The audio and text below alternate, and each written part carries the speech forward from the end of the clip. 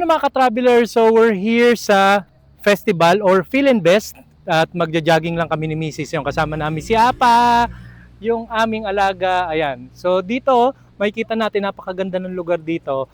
This is the place na pinupuntahan namin ni Mrs. pag gusto namin mag-jogging, mag-exercise, ayan. Pero anyway, nandito pa lang naman kami sa parking area. Okay, so lalakad-lakad na kami ron. Okay, lalabas na kami. Ayan. So pupunta kami ron, lalakad-lakad. Alright, so tara. Makapag-exercise. Gamit mo para may nakita ako. Ano yun? Na? Walang dahon, walang ano. Wala. Nakalmot ka kanina ni ano eh. Ni Apang. Ayan. Okay, so lakad-lakad tayo dito mga ka-travelers. Ayan o, kasama namin si Apang Pang. Diba? Sarap din yung ganyan. Kasama niyo yung alaga nyo. Diba? Walking. Ayan. Nakakapag ano rin yan boost ng immune system. And then sa puso naman ninyo, syempre maganda rin yung pag-circulate ng blood nyo kapag naglalakad. Pero syempre kapag ganito mga exercise, I suggest na consult nyo muna ng doctor nyo kung pwede kayo sa mga light jogging or kung hindi, lakad-lakad lang. Kasi kung sobra namang rigorous ang inyong exercise, matinding pagtakbo baka maano naman ng inyong puso, 'di ba? Ayan. So ayan napakaganda. So this is the part of Alabang na masasabi kong close to nature talaga. 'Di ba? Ang ganda nung 'di ba? Grass fields.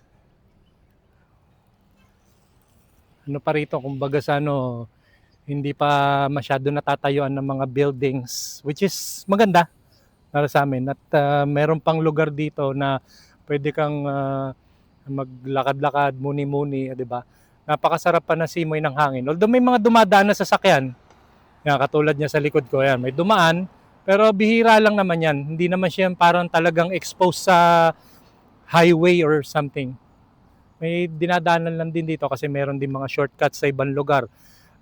Papunta ron, pupunta ka ng Daang Hari, 'di ba? And then dito sa may likod ko naman, sa may Palas Piñas naman yan. Sayang lang at itong relo ko hindi gumagana ngayon. Hindi ko matatrack ngayon yung aking paglakad.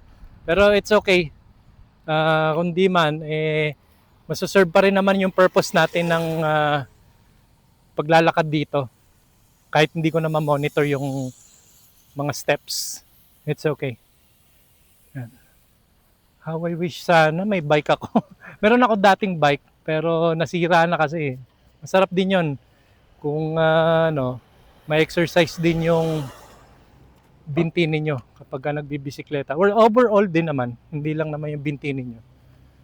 Kasi kumbaga pwede ka pang makapagpahinga kapag nagbabike ka .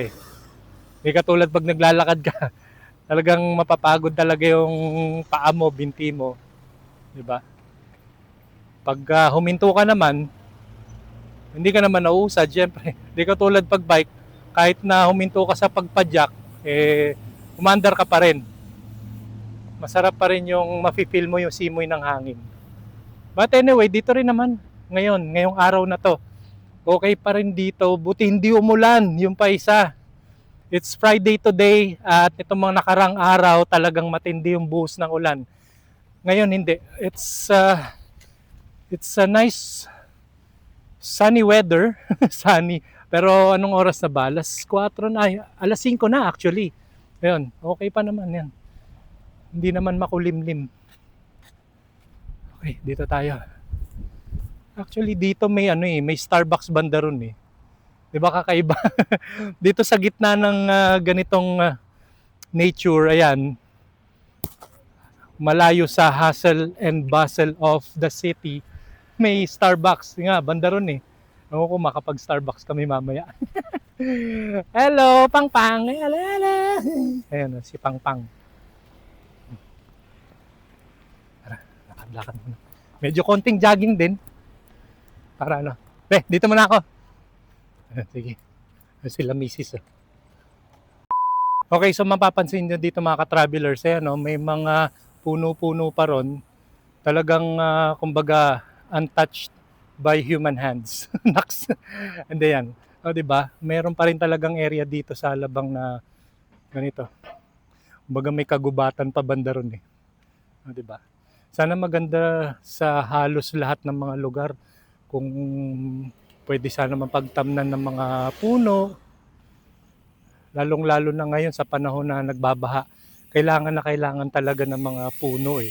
Kasi yan yung kumbaga nagsasala ng mga tubig ulan para naman kahit papano to prevent or di kaya naman ma-minimize yung baha. Kasi ngayon, ang nangyayari, puro baha na tayo sa maraming area ng Metro Manila eh. So far naman dito sa Muntinlupa, I don't see any floods yung talaga matindi. I don't know sa outstretch na Muntinlupa no kasi recently nga madalas nga work from home ako. So hindi ko rin nakikita kung gaano katindi yung baha. Not unless kung magbukas ako ng social media, TV, yan. Nakikita ko sa balita pero yung actual talaga hindi ko pa nararanasan eh. Pero nakakalungkot lang din pag napanood natin sa balita yung mga baha sa Kalakhang, Maynila. Matindi na talaga, nakakaawa yung ating mga kababayan.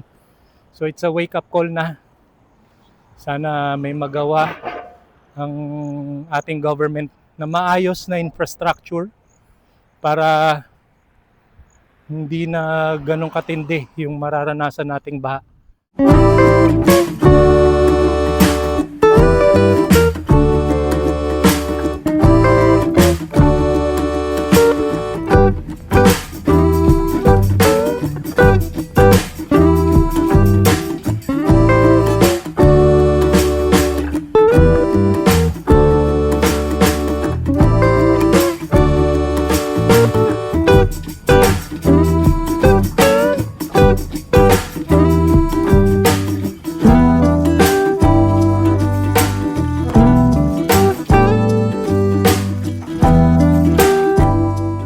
And that's it for video today. Maiksing video lang naman to.